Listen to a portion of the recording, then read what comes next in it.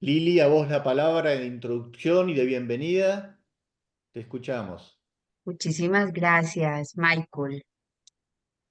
Un saludo lleno de cariño para todas y para todos ahí en esas distintas orillas del continente y del mundo en las que estamos. Nos hemos reunido para celebrar, pero también para agradecer la vida de, quiero llamarlo padre, y ahora voy a contarles por qué, del padre Gustavo Gutiérrez. Gustavo nos decía que un amigo es la mano que Dios usa para despeinarnos las tristezas. Un amigo es la mano que despeina las tristezas y tal vez por eso nos hemos reunido hoy. Nos hemos reunido en condición de amigos para despeinarnos esta tristeza y para hacer un acto de fe en la resurrección, en ese legado que por vital y por evangélico es eterno. La vida de Gustavo nos vuelca la mirada a Jesús y nos trae el clamor de los pobres. Su propósito siempre fue despertar ese sueño de una humanidad fraterna y proclamar con opciones de liberación esa buena noticia. Noticia que a nosotros también nos despierta de nuestros cómodos letargos, que nos moviliza, que nos exige acercarnos de una manera más cristiana, más humana a la realidad, a esta realidad que por compleja está ávida de misericordia. Creerle a Jesús tiene consecuencias, supone ser testigos de la resurrección de Jesús y junto a Él y apasionados por el reino luchar contra toda forma de injusticia. La teología que se acunó y que nació en las entrañas de Gustavo tuvo su génesis en el servicio al pueblo de Dios. Es decir, que antes de que tomara la forma de la reflexión, antes de que tomara la forma de la palabra, la teología de Gustavo pasó por el crisol del compromiso, del contacto vital con la realidad, del cara a cara que convierte y en el que solo es posible reconocernos discípulos, misioneros, enviados. Gustavo nos puso de cara a la dolorosa constatación de que América Latina es el continente con mayor desigualdad del planeta. Nos ubicó frente al drama de la desigualdad, de esa desigualdad de oportunidades, frente al drama del hambre, de la crisis alimentaria, de las deficitarias posibilidades de salud y de educación, de la violencia que nos arrebata todos derechos y nos arrebata también oportunidades. Nos puso de cara a tantos espirales generalizados de corrupción, a esas estructuras de poder en torno a las que se acrecienta la desigualdad y que abren cada vez más brechas. Y por eso los senderos por los que nos adentró Gustavo plantean múltiples interrogantes a nuestra identidad de creyentes y nos recuerdan que toda forma de miseria es una violación al plan de Dios y es una injusticia. No hay bienestar ahí donde se vulnera la vida, donde se vulneran los derechos humanos, donde se desangra la tierra o se desangran las culturas, donde se tala el futuro o donde se ahogan en petróleo las ilusiones de las nuevas generaciones, ahí donde se suma explotación e ilegalidad. El legado de Gustavo nos pone cara a una certeza y es que no podemos continuar trasegando por el mundo en actitud pasiva y mucho menos indiferente. Adentrarnos en lo profundo de la tierra exige escuchar ese grito de la realidad. No es posible invisibilizar a los pobres. La pobreza en nuestro continente y en nuestro mundo tiene rostro. Las caravanas de migrantes, las víctimas de trata, los desheredados incluso en su propio territorio, los niños marginados, los centenares de enfermos sin su derecho a esa porción de oxígeno. La pobreza en nuestro continente tiene rostro, pero también tiene nombre, tiene domicilio. Y nuestro compromiso como cristianos, pues se actualiza diariamente en la opción por Jesús, que sin lugar a dudas debe ser la opción por los más pobres, por sus luchas y sus causas. Será necesario en este homenaje a Gustavo que nos decidamos a ir a lo profundo, a las causas estructurales de la pobreza y promover oportunidades reales ahí donde estamos de desarrollo humano integral, pero empeñarnos como alfareros en el contacto permanente con la realidad para humanizar, para tejer redes que favorezcan el compromiso con incidencia y la capacidad transformadora. No hay lugar para la resignación. Todos nuestros esfuerzos por hacer comunidad, por tejer redes, por actualizar el compromiso de la Iglesia, deben estar al servicio del bien común. No cabe el mezquino individualismo ni la búsqueda desenfrenada del bien particular.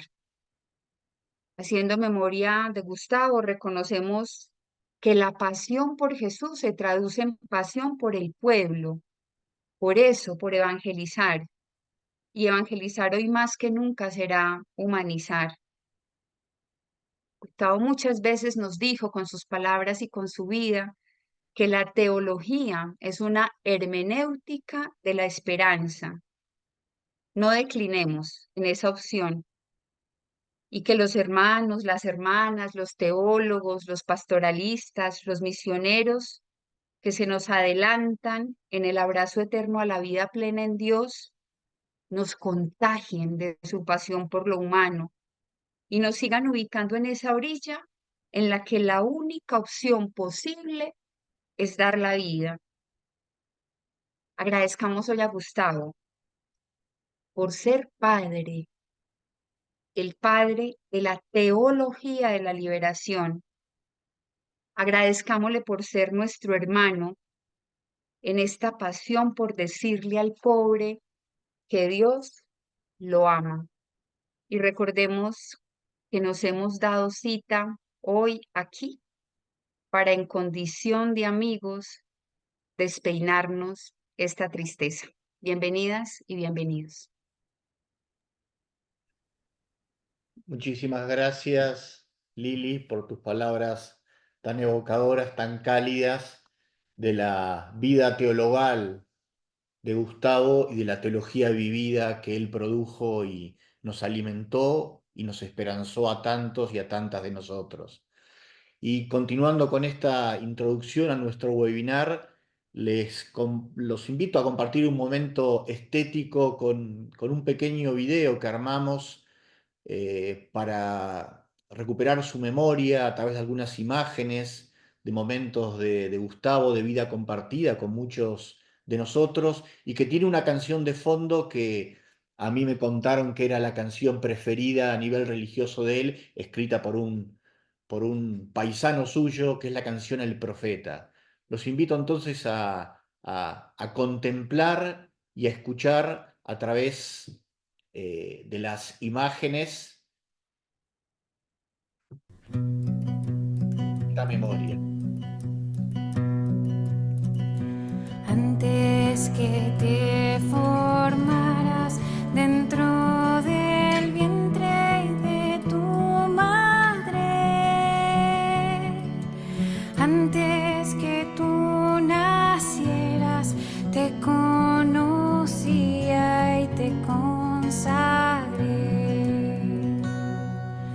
para ser mi profeta en las naciones. Yo te elegí, irás donde te envíe y lo que te mande proclamarás. Tengo que gritar, tengo que arriesgar, ay de mí si no lo hago. ¿Cómo escapar de ti?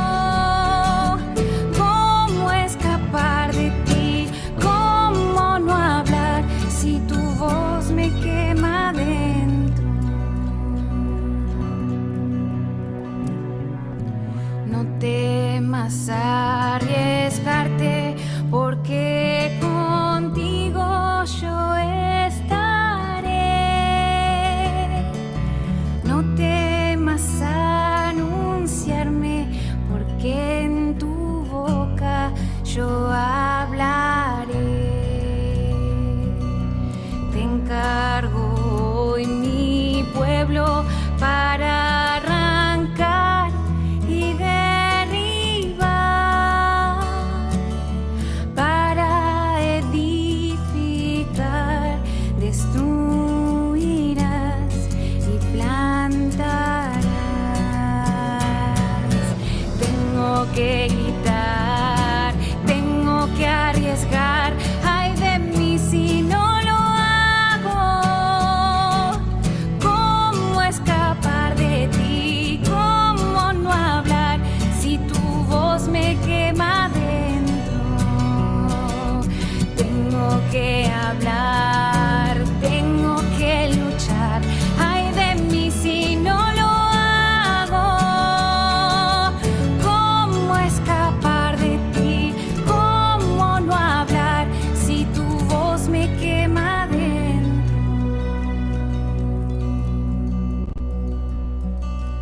Deja a tus hermanos, deja a tu padre y a tu madre.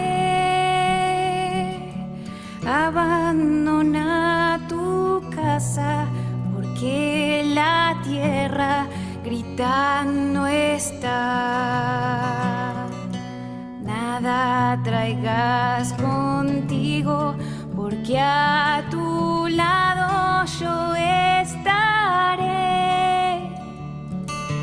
Es hora de luchar porque mi pueblo sufriendo está. Tengo que gritar, tengo que arriesgar. Ay de mí si no lo hago. ¿Cómo escapar de ti? ¿Cómo no hablar si tu voz me quema dentro? Tengo que hablar, yo tengo que luchar. Ay de mí si no lo hago. ¿Cómo escapar de ti? ¿Cómo no hablar si tu voz me quema dentro?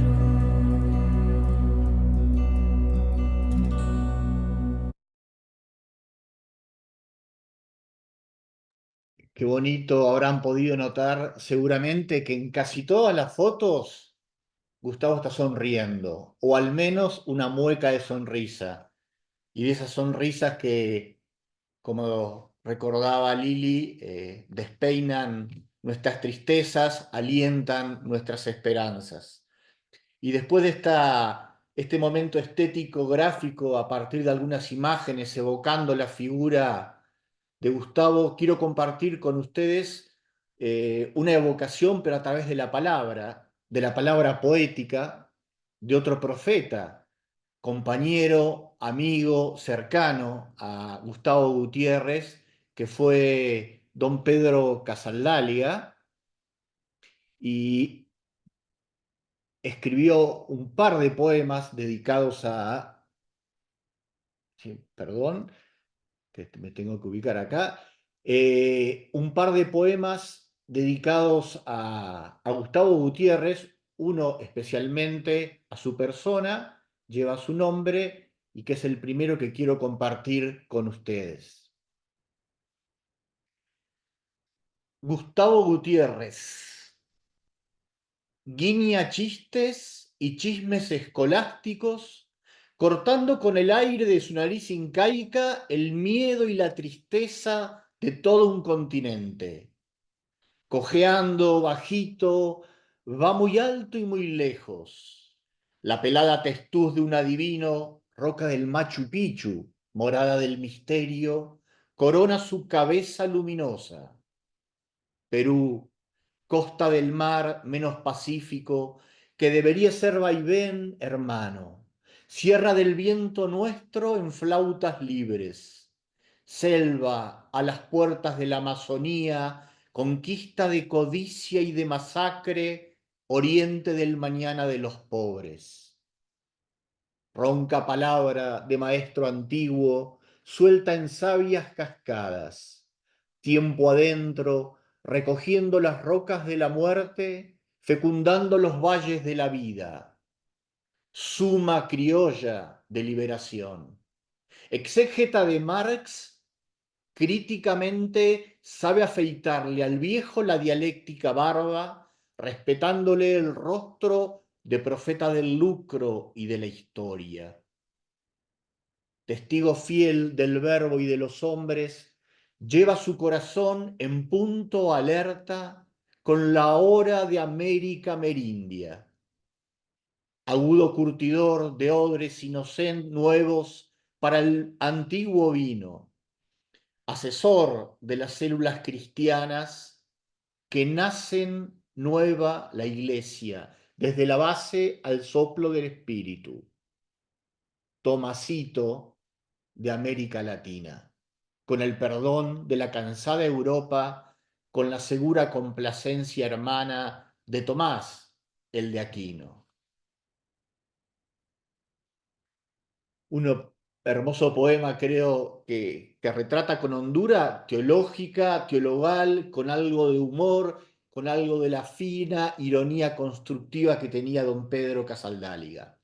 Y antes de comenzar el momento más reflexivo, les comparto un videito muy corto de 1 minuto solamente, un pedacito de una entrevista donde Gustavo mismo nos explicaba en qué consiste la esencia, el aporte de la teología de la liberación, sobre la cual luego nos hablarán Coco y Nancy. La teología de liberación trata de mirar la realidad de los pobres de América Latina tal como se presenta, de recordar las causas de esa pobreza e injusticia y por lo tanto toca problemas sumamente difíciles y delicados. Esta perspectiva teológica, justamente porque quiere tener en cuenta la situación de los pobres de América Latina y porque se pregunta una cuestión fundamental, ¿cómo hablar de Dios? Eso es una teología, desde el sufrimiento injusto de los pobres en América Latina, porque se plantea así, despierta sensibilidad social y dimensión política en las personas. Perdón. La teología desde el sufrimiento injusto de los pobres en América Latina, porque se plantea así, despierta sensibilidad social y dimensión política en las personas. Bien, en 1 minuto sumamente breve nos introducía Gustavo de qué es la teología de la liberación y precisamente sobre cómo hablar de este Dios amor en medio de una realidad tan crucificada nos va a compartir ahora algunas reflexiones Nancy Fretes, religiosa paraguaya de la Orden de la Compañía de Nuestra Señora. Gracias, Nancy, a vos la palabra. Buenas tardes, gracias Michael. Es muy emocionante este momento y justamente después de escucharle a Gustavo Gutiérrez en ese corto de 1 minuto, la pregunta que constantemente e incansablemente ha estado latente e inquietando a Gustavo Gutiérrez, ¿cómo hablar hoy del Dios amor? ¿Cómo hablar en este contexto? Como punto de partida de su teología, punto de partida también de su pensamiento. Voy a, para centrar un poquito el compartir de esta reflexión, permítanme para que nos quedemos con el título. Y quiero también recordar, al pensar en Gustavo, otras preguntas que siempre han sido orientadoras en su pensamiento, y no solo pensamiento, sino en toda su vida. ¿De qué manera hablar hoy de un Dios que se revela como amor?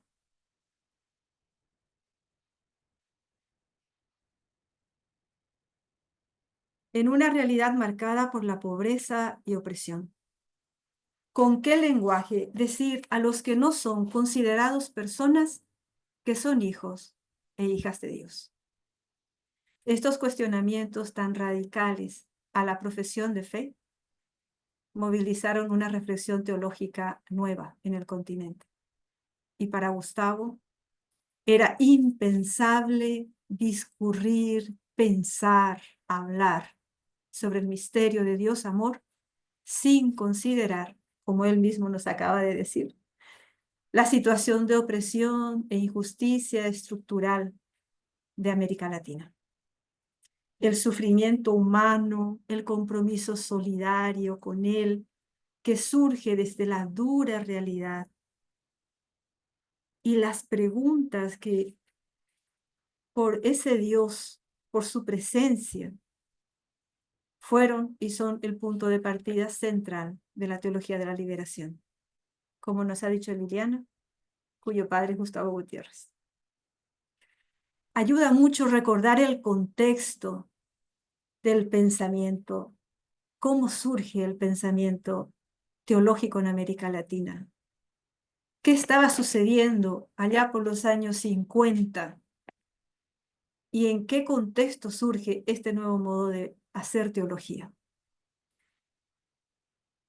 En los años 50, más o menos, por los años 50, se produjo un cambio irreversible en el continente.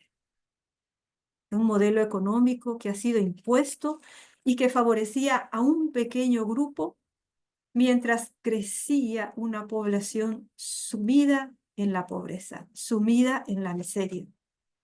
Se iniciaba una era que ciertamente se iría agudizando y llegaría hasta nosotros con toda su crudeza, con una profunda brecha entre ricos cada vez más ricos y pobres cada vez más pobres, como nos dice el magisterio latinoamericano.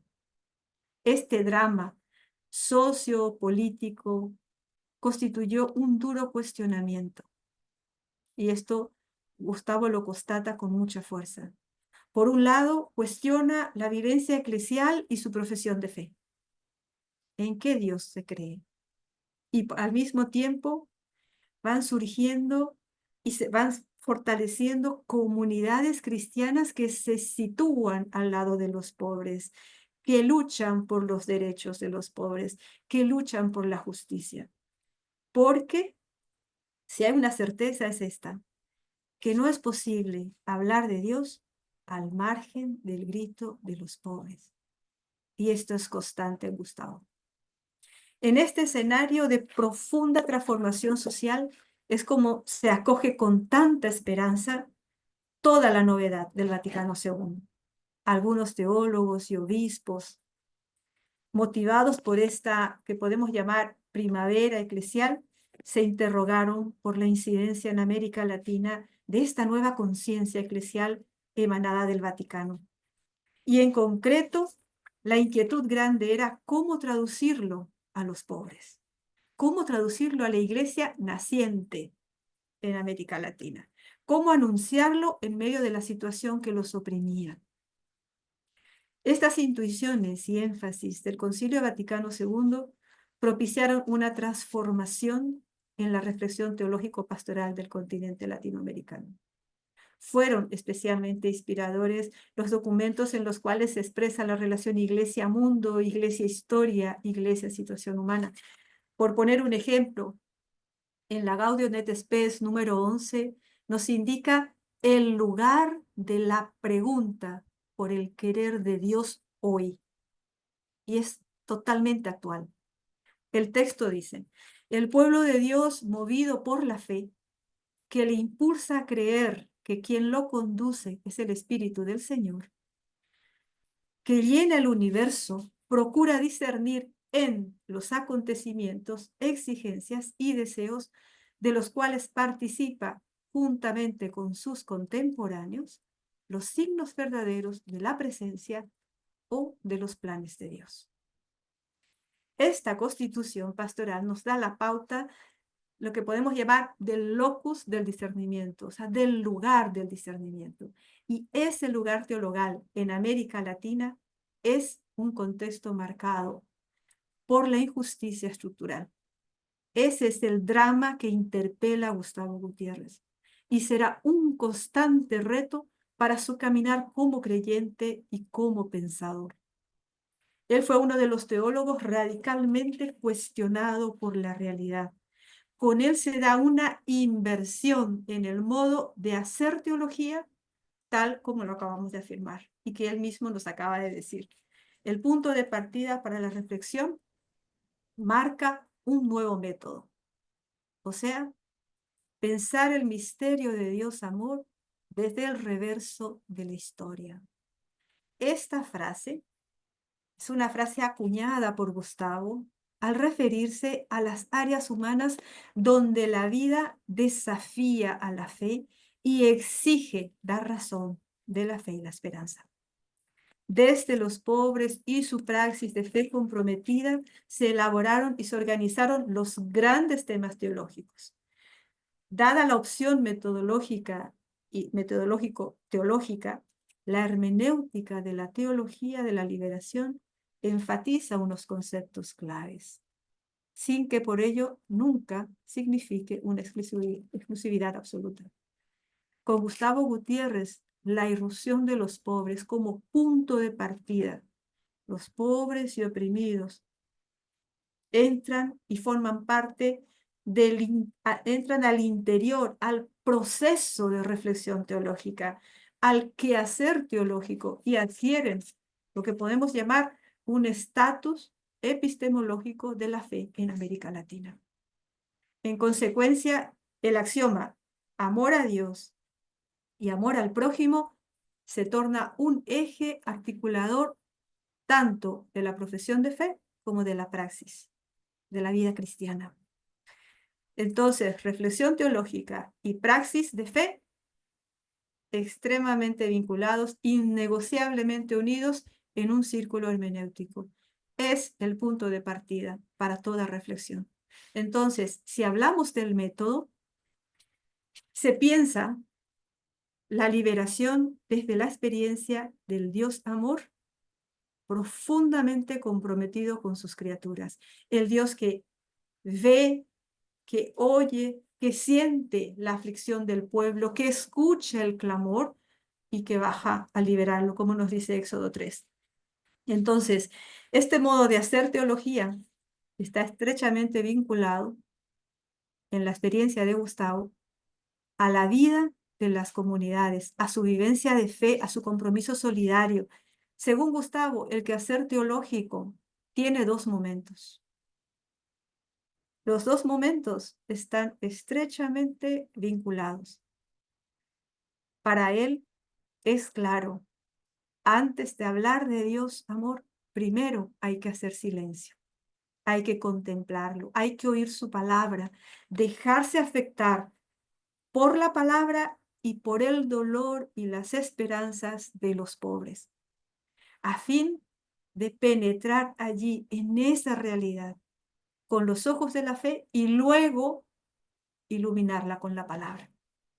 Entonces, la contemplación, según Gustavo, lleva a la práctica del amor y en este sentido, contemplar y practicar se corresponden como acto primero y reflexionar o hacer teología es el acto segundo. En esta óptica, entonces, el discurso teológico corresponde al acto segundo, precedido de una honda experiencia espiritual de Dios Padre y su designio salvífico. Entonces, mediante la contemplación, la praxis de fe liberadora se ahonda en el misterio y se dice una palabra del misterio. Se destaca entonces la imposibilidad de separar la fe de la vida en la reflexión teológica. Para Gustavo Gutiérrez, dos momentos vitales articulan el quehacer teológico: la contemplación praxis y el discurso sobre Dios. La contemplación y acción constituyen un binomio indivisible de la fe. En un primer momento, dice Gustavo, el teólogo, en silencio reverente, contempla el misterio. Y desde la perspectiva de los pobres, descubre la acción salvífica y constante de Dios y al mismo tiempo advierte una llamada a colaborar con Jesús en su misión.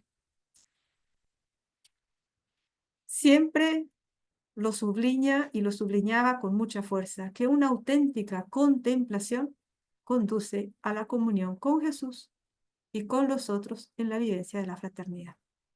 Entonces, este es el legado de Gustavo Gutiérrez a la teología y a la praxis de fe comprometida. Él abrió un camino para generaciones de teólogos y teólogas del continente y del mundo. Hoy más que nunca no podemos pensar sobre Dios amor al margen de la opresión que padecen los pobres en el mundo en este siglo XXI. Quedémonos con esta pregunta. ¿Cómo anunciar hoy al Dios amor revelado en Jesús en medio de este mundo que produce descartados? ¿Cómo testimoniar su presencia providente operando la liberación entre el clamor de la tierra y de los pobres? Es un reto para nuestra vivencia mística de encuentro orante diario con el Señor que nos lleva a un compromiso solidario y posterior reflexión.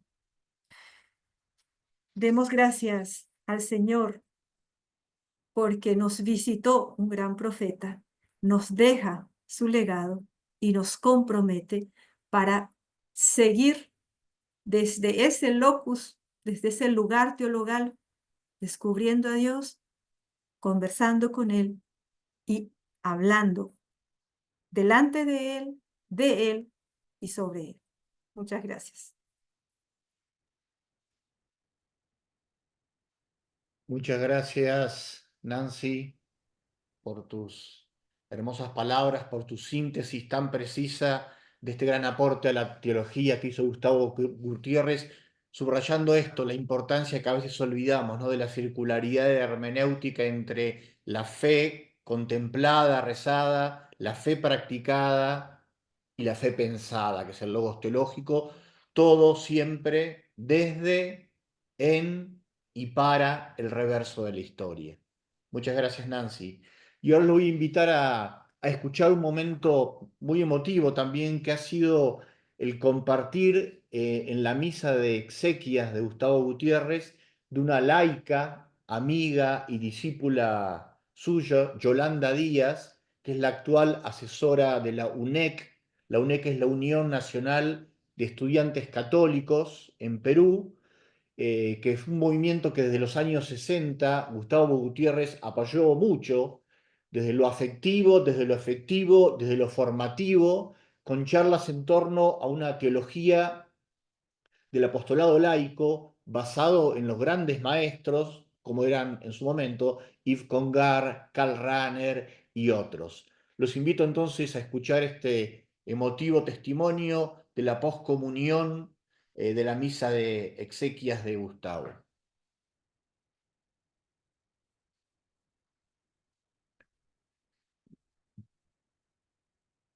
Joana.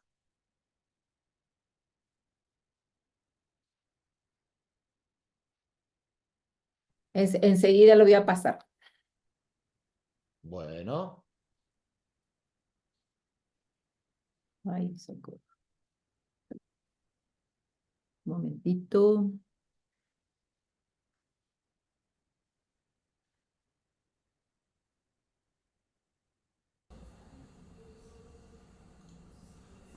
Hermanos y hermanas,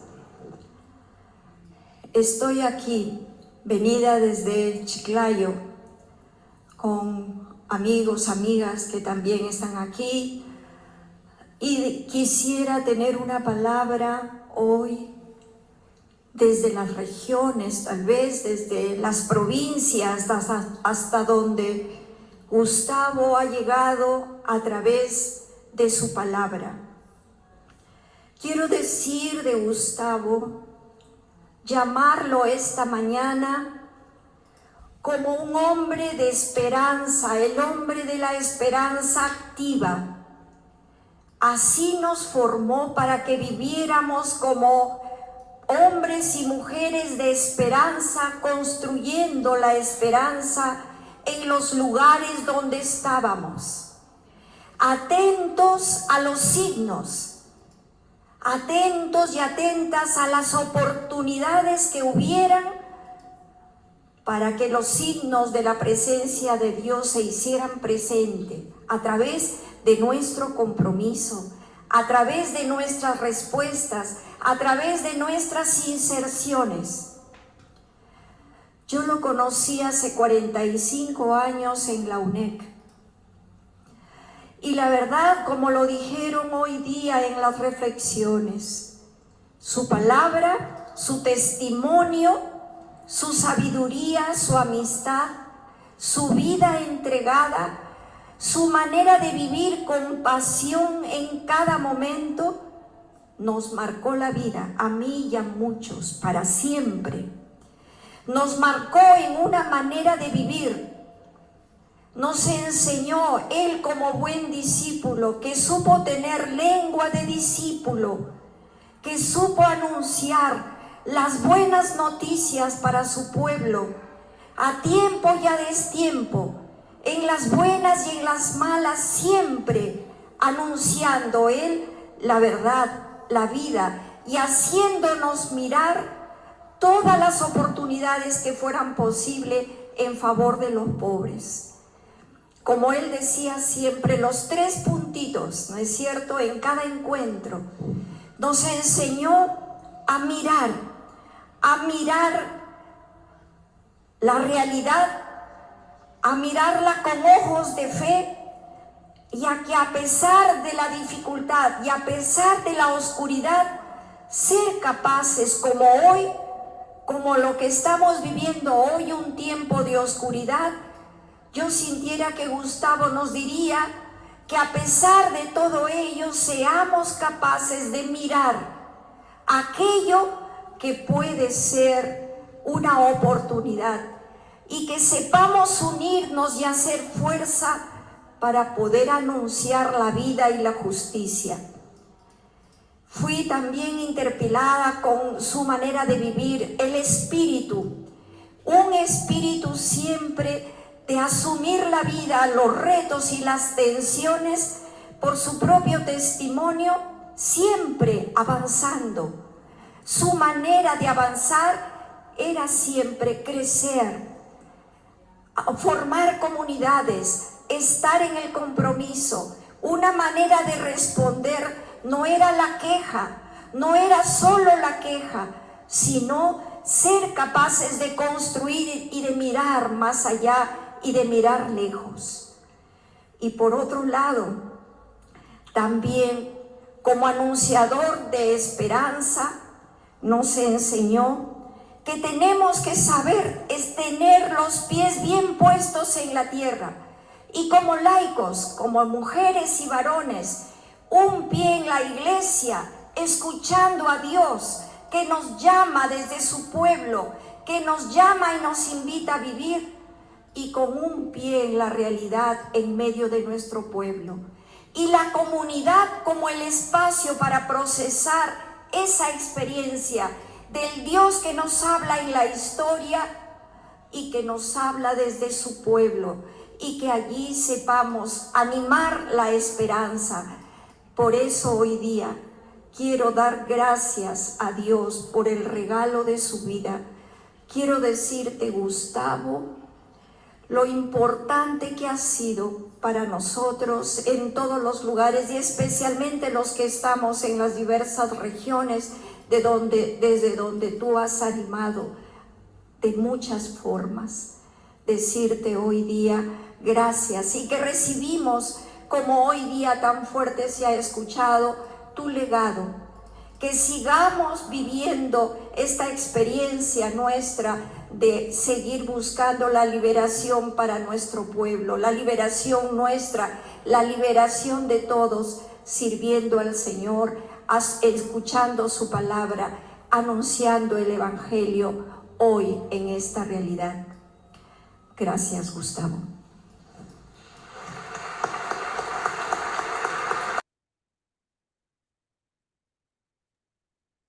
Gracias, Joana.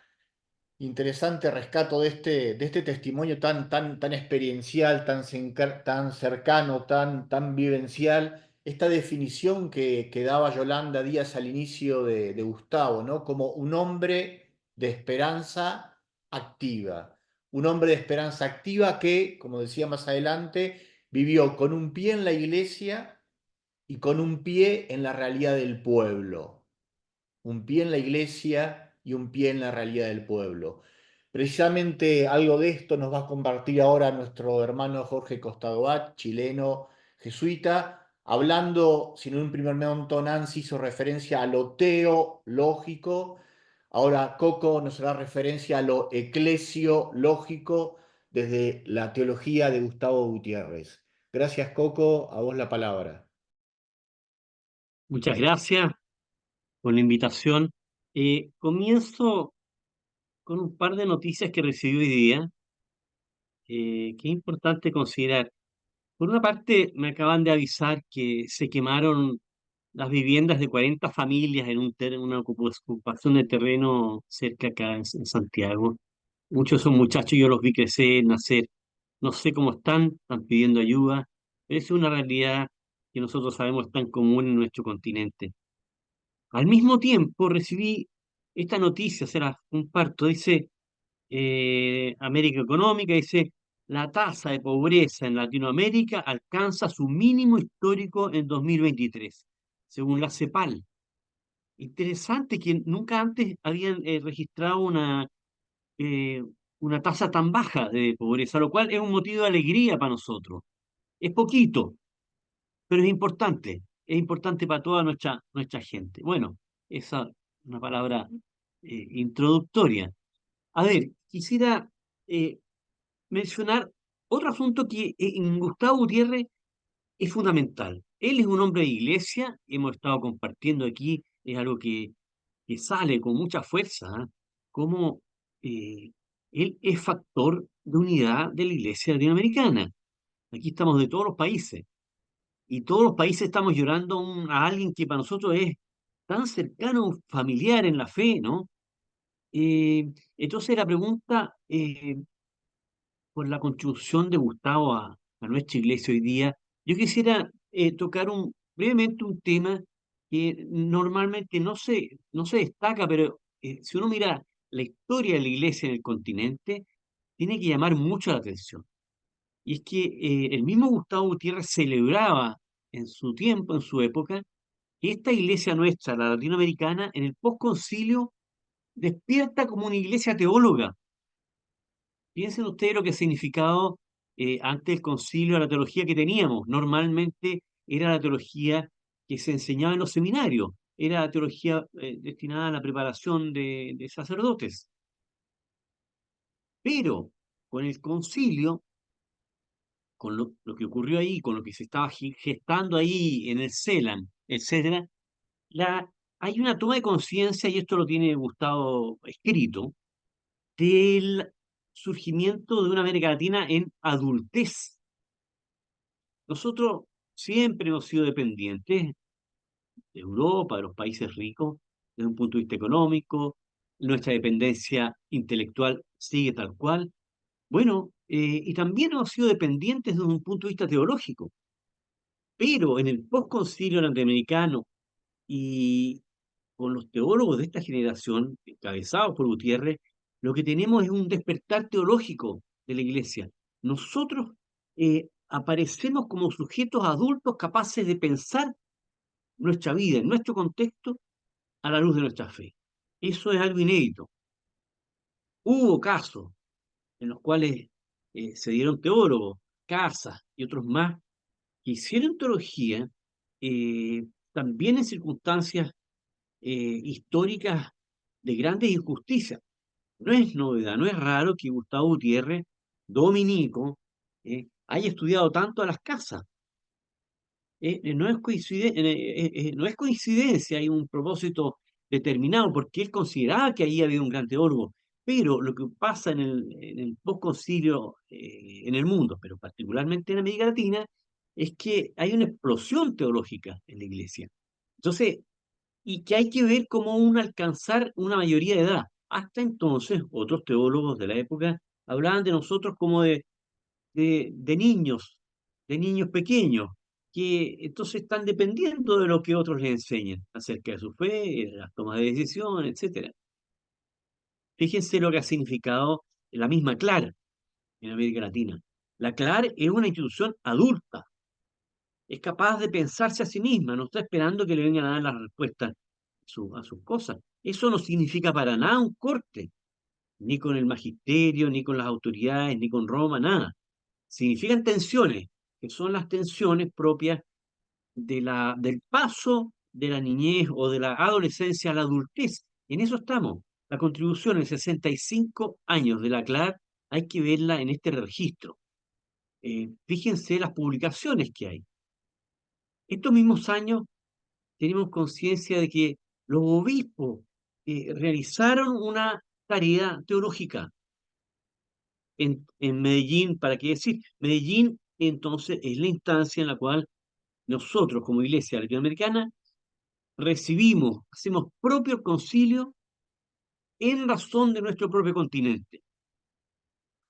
Los que participaron ahí, entre los cuales estuvo Gustavo y otros teólogos, hicieron mirar los signos de los tiempos a partir de nuestro continente y descubrieron que había grandes transformaciones y que principalmente en nuestro caso tenían que ver con problemas sociales.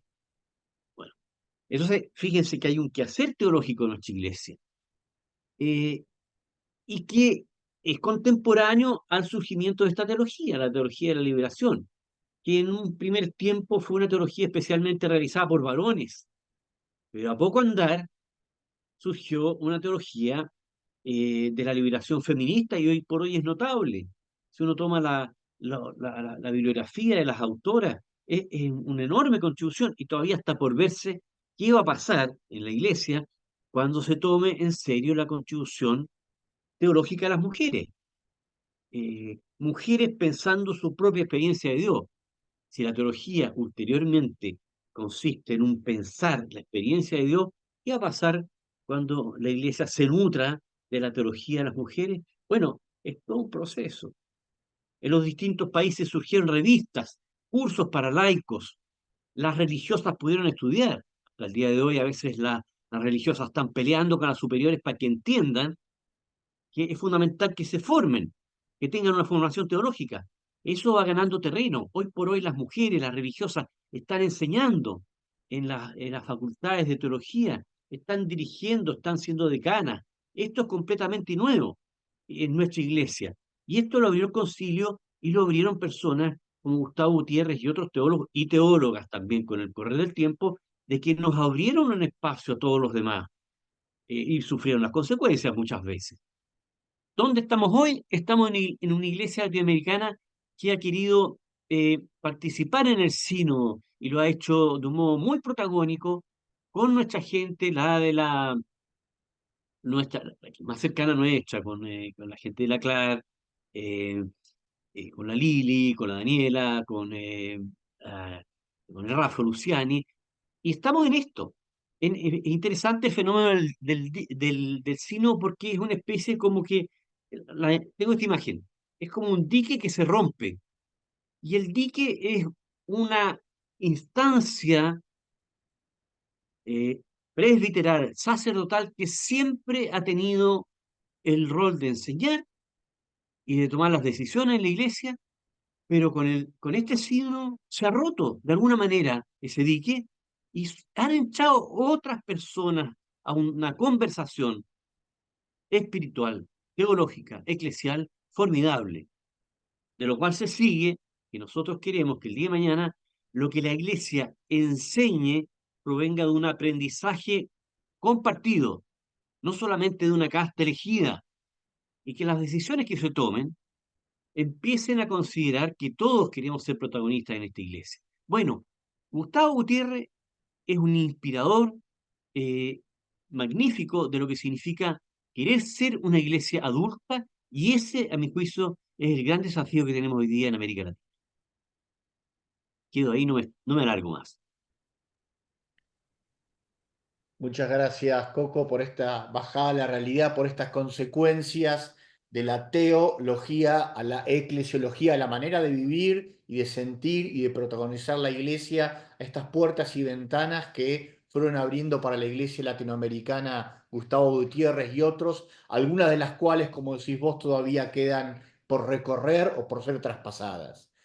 Y antes de que pasar al último momento un poco más abierto, quiero compartir con ustedes un último poema nuevamente de don Pedro Casaldáliga, un poema que está en el prólogo de un libro indispensable para la teología latinoamericana. ¿Sí? Teología de la Liberación es el libro clave desde el punto de vista más sistemático, especulativo, por decirlo de alguna manera. Espiritualidad de la Liberación, el libro que escribieron Pedro Casaldáliga y José María Vigil, es el libro clave, infaltable, años 80, para entender una espiritualidad desde Latinoamérica. Y allí, en este libro, en el prólogo, precisamente, Pedro escribe este poema dedicado expresamente a Gustavo Gutiérrez. Preguntas para subir y bajar el Monte Carmelo. A Gustavo Gutiérrez, maestro espiritual en los altiplanos de la liberación, por su itinerario latinoamericano, beber en su propio pozo. Por aquí ya no hay camino. ¿Hasta dónde no lo habrá? Si no tenemos su vino, la chicha no servirá. Llegarán a ver el día cuantos con nosotros van. ¿Cómo haremos compañía si no tenemos ni pan? ¿Por dónde iréis hasta el cielo si por la tierra no vais? ¿Para quién vais al Carmelo si subís y no bajáis? ¿Sanarán viejas heridas las alcuzas de la ley? ¿Son banderas o son vidas las batallas de este rey? ¿Es la curia o es la calle donde grana la misión? Si dejáis que el viento calle, ¿qué oiréis en la oración? Si no oís la voz del viento, ¿qué palabra llevaréis? ¿Qué daréis por sacramento si no os dais en lo que deis? Si cedéis ante el imperio la esperanza y la verdad, ¿quién proclamará el misterio de la entera libertad? Si el Señor es pan y vino y el camino por donde andáis, si al andar se hace camino, ¿qué caminos esperáis?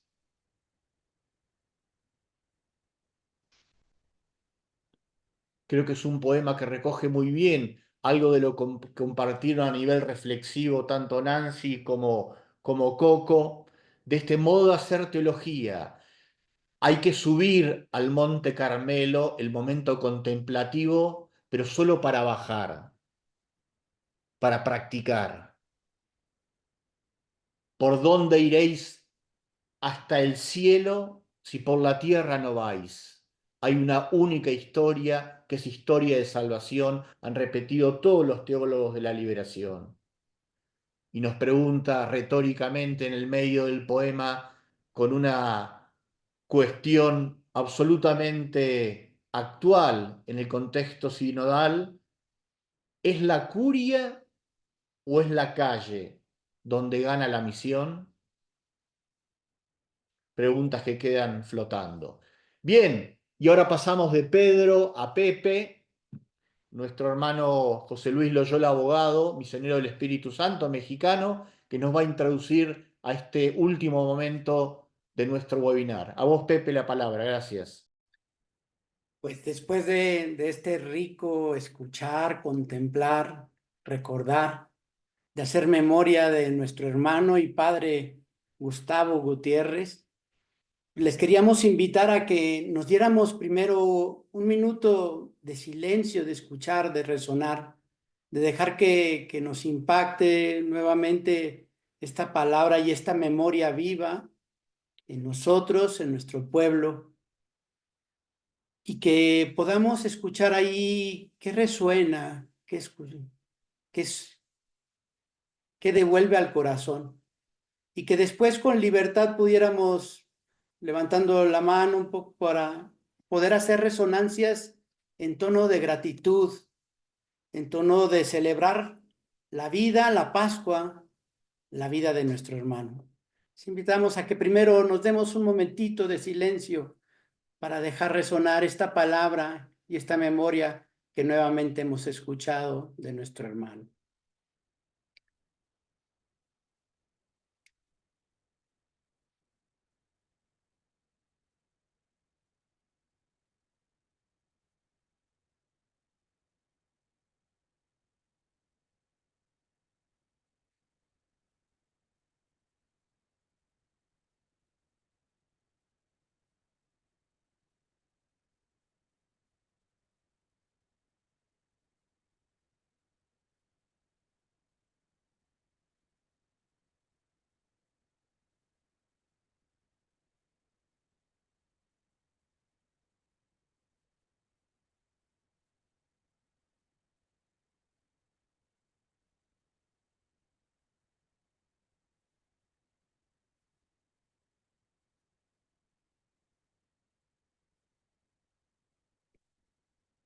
Quien guste, hermanas, hermanos, podemos abrir nuestro micrófono e ir compartiendo nuestras resonancias en tono de gratitud, en tono orante y contemplativo sobre el don que se nos ha dado en nuestro hermano Gustavo.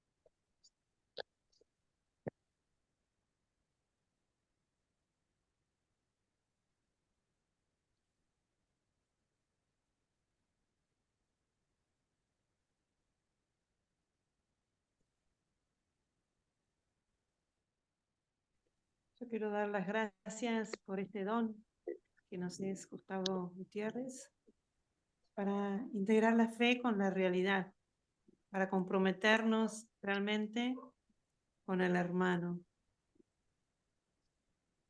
para poder tener una teología a nuestro modo, al modo latinoamericano.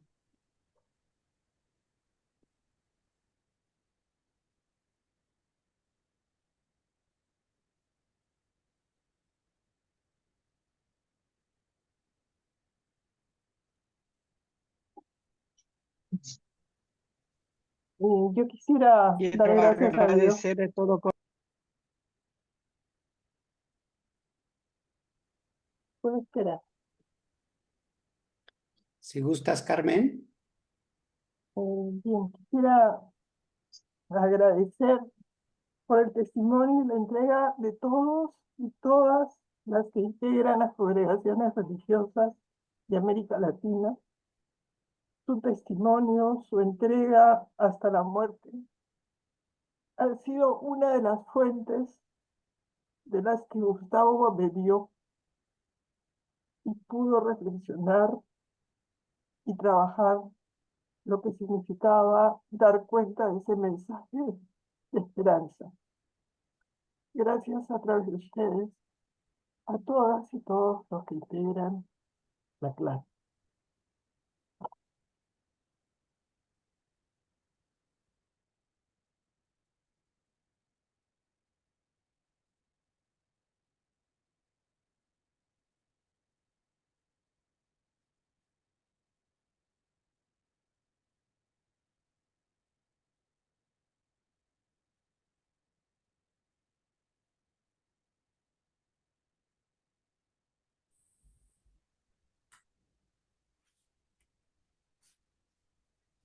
Buenas tardes.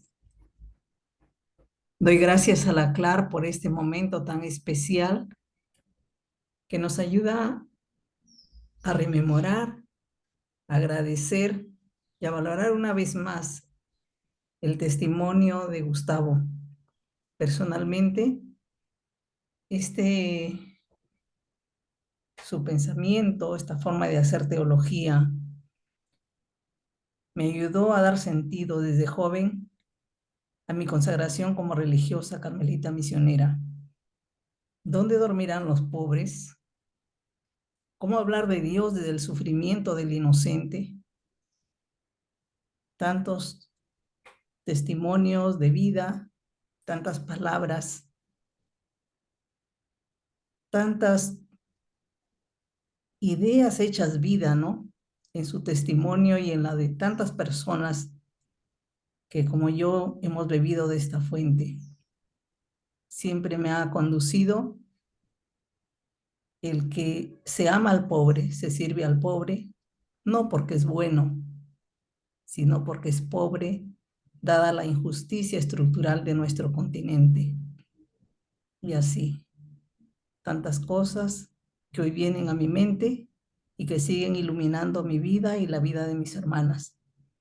Muchas gracias, gracias a Dios por la vida y testimonio de Gustavo, por este don realmente para nuestra Iglesia de América Latina.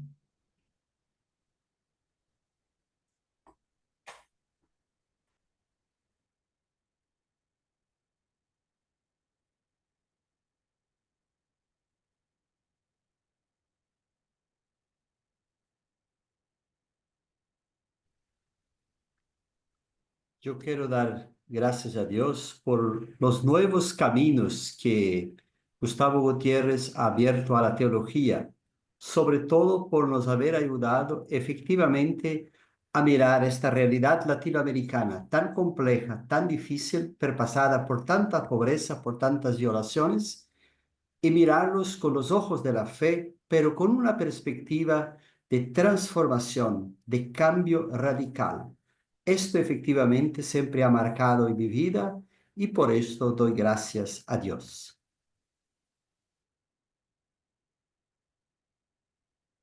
Desde Chile también me quiero sumar a este agradecimiento por la vida de Gustavo, por su palabra tenaz, aguda, inteligente, pero también una palabra llena de alegría y de sentido del humor, de esa alegría que viene de la sutil certeza de que la esperanza cristiana ama la tierra y que el dolor de los sufrientes, de los pobres, marginados, oprimidos, no será la palabra definitiva.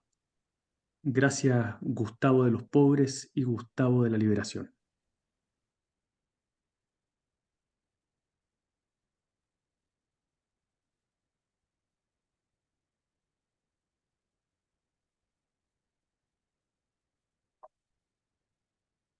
Me sumo a esta acción de gracias por el testimonio, el anuncio, el profetismo real de Gustavo Gutiérrez y por enseñarme a ser una mujer de esperanza.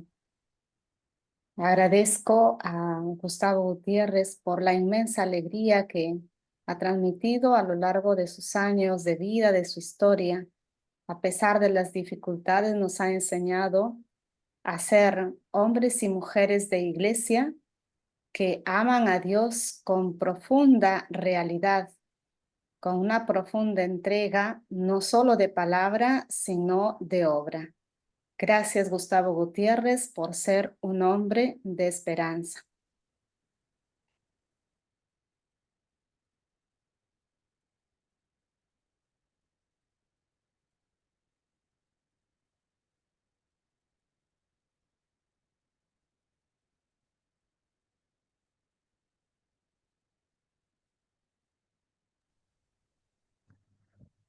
Gustavo Gutiérrez fue el hombre y el hermano de las grandes opciones en su vida, en su teología.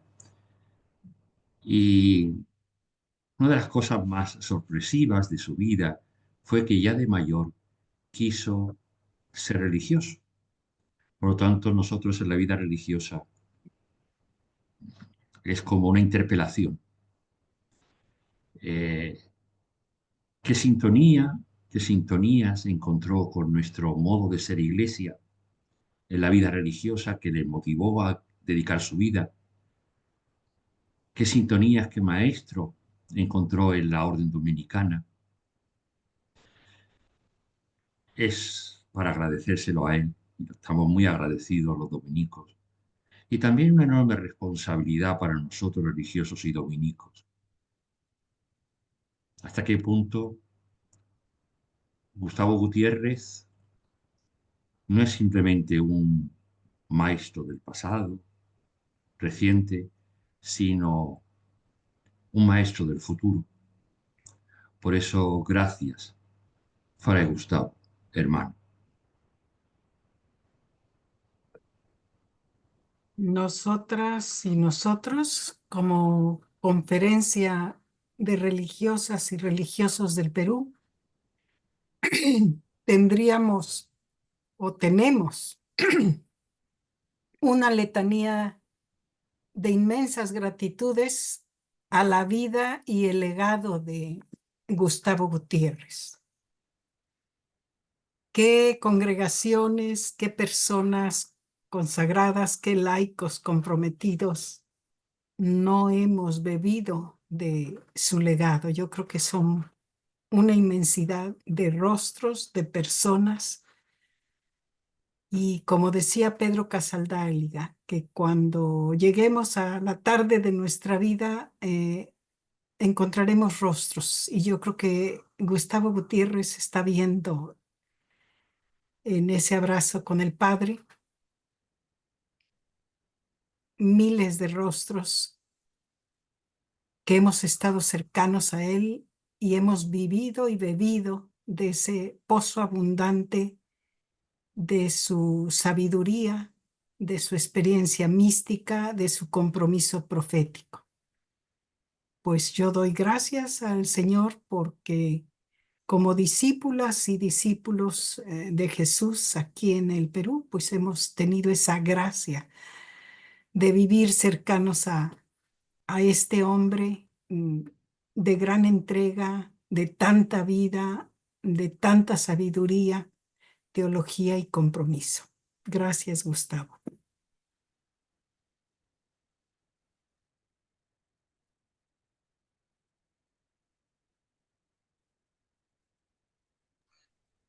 Me resonaba mucho el encuentro que las nuevas generaciones tuvo en Ecuador este año, en donde Daniela y Liliana también en donde nos ayudaban a reflexionar, ¿verdad? Y justamente las reflexiones de Gustavo Gutiérrez hacen mucho eco nuevamente en mi pensamiento. Cuando nos invitaban a las nuevas generaciones, el lugar en un momento donde nuestras comunidades y nuestras instituciones se están reestructurando, nos invitaban a las nuevas generaciones diciendo que el lugar donde la vida religiosa tiene que estar es donde están los pobres, ¿verdad? Y creo que esto es lo que nos invita fuertemente Gustavo Gutiérrez, ¿verdad?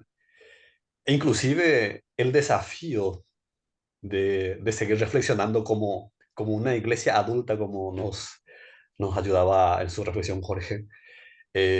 Porque hoy yo estoy estudiando todavía en mi último año de teología, se sigue escuchando como la teología de la liberación y el aporte de estas grandes personas como algo anti-eclesial, ¿verdad? Entonces, el trabajo todavía que a los religiosos, religiosas o estudiosos o estudiosas que están por ahí para seguir abriendo caminos y que se siga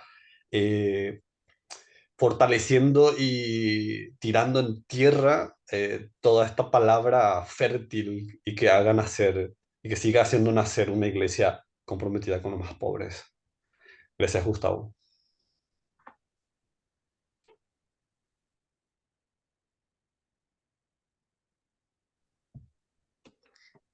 Quisiera también dar gracias a Dios por la vida del padre Gustavo Gutiérrez, por su gran trabajo en el mundo, en la iglesia y en particular en América Latina.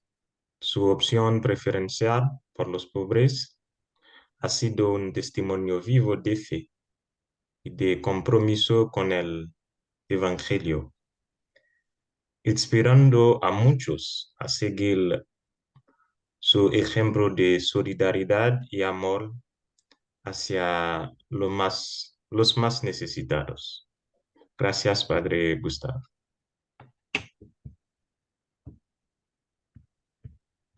La pregunta que nos proponían para reflexionar, ¿con qué lenguaje decir a los que no son considerados personas, que son hijos e hijas de Dios? Creo que es un programa a seguirlo como un legado de Gustavo Gutiérrez en cada una de nuestras realidades sociales, eclesiales, ecológicas. En Ecuador estamos viviendo unos meses de apagones, pero este espacio, al recordar la memoria de Gustavo, me impulsa y me motiva. Es como una luz interna que se prende, se enciende, como para continuar en este servicio, en esta animación que tenemos como Vida Consagrada en Ecuador, de seguir acompañando estos procesos de liberación integral, basados, fundamentados en la teología de la liberación, que muchas veces a lo mejor la criticamos, la vemos de una manera distinta, pero que es basada en el seguimiento de Jesús, pobre, humilde, obediente, casto. Gracias a todos quienes permiten este tiempo de gracia, de reflexionar y para no perder la esencia de nuestro ser y quehacer de discípulos misioneros de Jesús.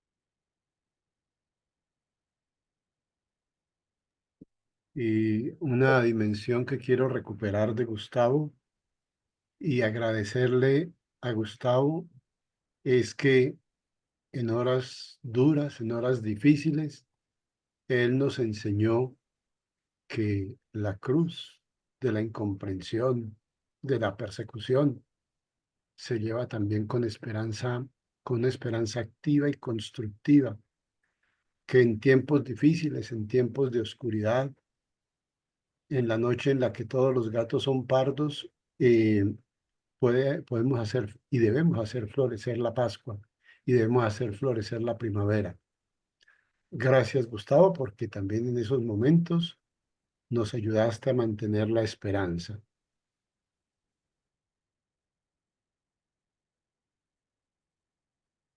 La semana pasada se realizó el Comité Ampliado de la REPAM en el Cuyo, Ecuador, y una de las celebraciones de la misa, el día central o de los 3 días, el del centro, se tuvo como memoria a Gustavo Gutiérrez y el padre Peter, un misionero irlandés que trabaja por más de 50 años en Ecuador y en América Latina. Pues lo conocía muy bien porque ha sido su amigo, su inspirador, y quisiera resaltar cómo las intuiciones de Gustavo Gutiérrez acompañan, inspiran estos procesos de una iglesia en conexión con el territorio, en conexión con las poblaciones, con las culturas, amigable o respetuosa de la obra creadora.